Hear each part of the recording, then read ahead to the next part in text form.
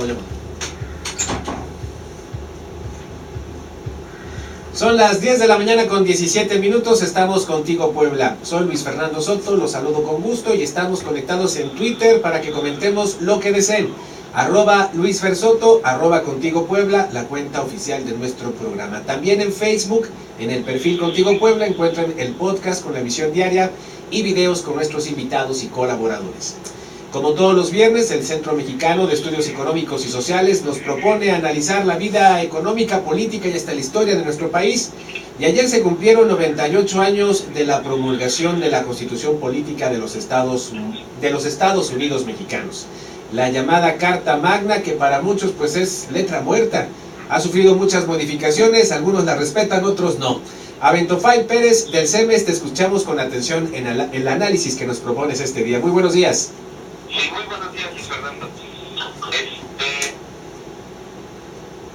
Decidí que esta vez podríamos hablar de un acontecimiento de trascendental importancia para todos los mexicanos, porque es cierto que es un día de sueldo, un día que no se trabaja, el aniversario de la Constitución, pero muchas veces no sabemos lo que necesitamos, muchas veces no tomamos en cuenta la trascendencia histórica que tienen los acontecimientos que por conveniencia en ocasiones no se nos explican a cabalidad, y que no solamente lo deberíamos ver como un día de descanso, como un día sin trabajo, como un día sin ir a la escuela, sino deberíamos contemplar y comprender la trascendencia, la importancia histórica del suceso.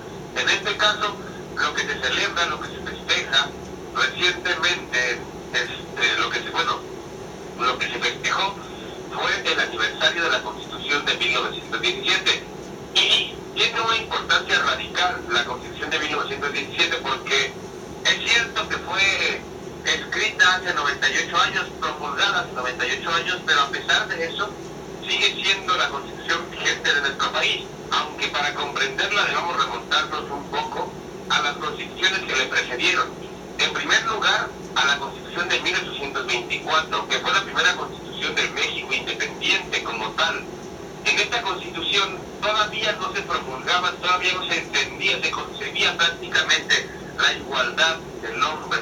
Existían todavía varias prohibiciones que iban acorde con el contexto histórico en el que se encontraba México en ese entonces. Posteriormente, la Constitución de 1857 dio un paso cualitativo en la vida de los mexicanos. Se promulgaron las leyes de reforma, las conocidas leyes de reforma, la ley Lerdo, la ley Juárez, la ley Iglesias, en las que fundamentalmente se exigía, se pedía la separación de la Iglesia y el Estado. Esta Constitución trajo como consecuencia una guerra civil en México, la guerra de los 3 años o guerra de reforma.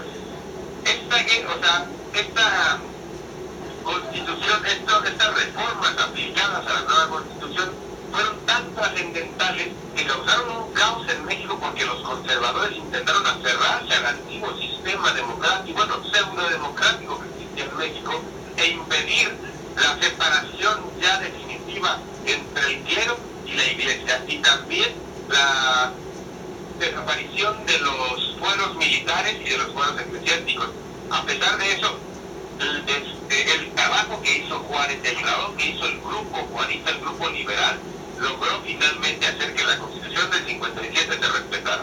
Y finalmente, la Revolución de 1917 es consecuencia de un proceso histórico también sumamente difícil, la Revolución Mexicana.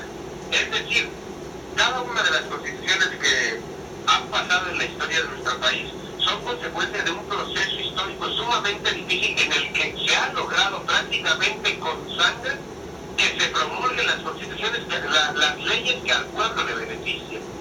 Pero sacar cada una de estas leyes, por ejemplo, las grandes reformas de la Constitución de 1917, que fueron particularmente 3. El artículo 3, que dice que la educación debe ser laica y obligatoria. El artículo 27, que todo lo que esté en suelo mexicano le debe pertenecer a los mexicanos. Y el artículo 123, que aborda el derecho de los trabajadores. Cada uno de estos artículos debemos tomar en cuenta que costó sangre del pueblo mexicano. Y bueno, son solamente muestras, porque hubo muchas otras aportaciones.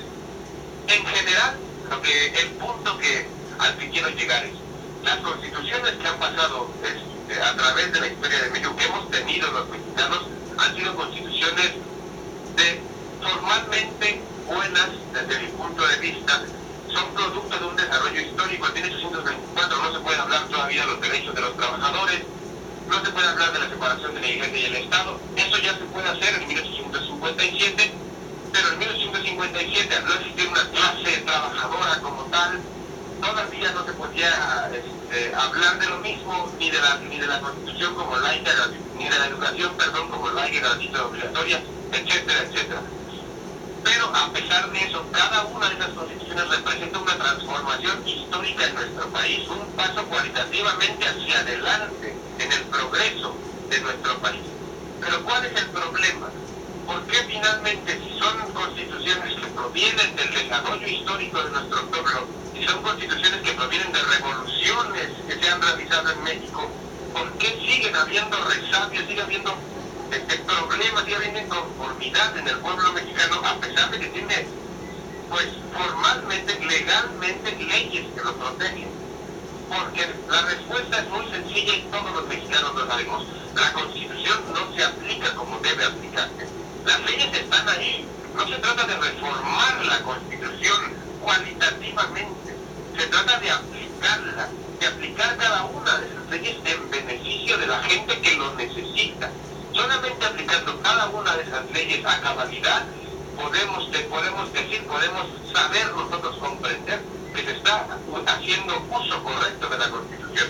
Si no, toda la sangre derramada durante la Revolución Mexicana, toda la sangre derramada del pueblo mexicano durante la invasión francesa, durante la Guerra de Reforma, durante la independencia de México, no tiene ninguna razón de ser. No ha valido la pena si la Constitución no cumple con el papel político que está históricamente obligada a cumplir. Pero eso solamente lo puede hacer o se debe hacer desde el aparato político que tenemos. Ellos son los que deben hacer que la Constitución se cumpla a cabalidad y sirva al pueblo mexicano. Que no solamente sea una representación legal, burocrática de nuestro avance histórico, sino que se cumpla, que se lleve a cabo, que sea realidad. Y bueno, yo creo que en este momento, en esta ocasión, por la fecha tan conmemorativa en la que nos encontramos, por la efeméride prácticamente de este mes, valía la pena recordarlo. Hay que saber que tenemos una Constitución muy bien hecha, una Constitución que ha venido transformándose desde hace más de un siglo, pero que a pesar de que tiene las leyes comprendidas, que tiene las leyes realizadas dentro de sus páginas, lo que falta no es cambiar la Constitución, lo que falta es comenzar de una buena vez a aplicar esa Constitución, porque si no, finalmente, el pueblo, la gente que necesita que se apliquen leyes en su beneficio, va a empezar a buscar no transformar la Constitución, pero otros medios para que esas leyes les sean útiles.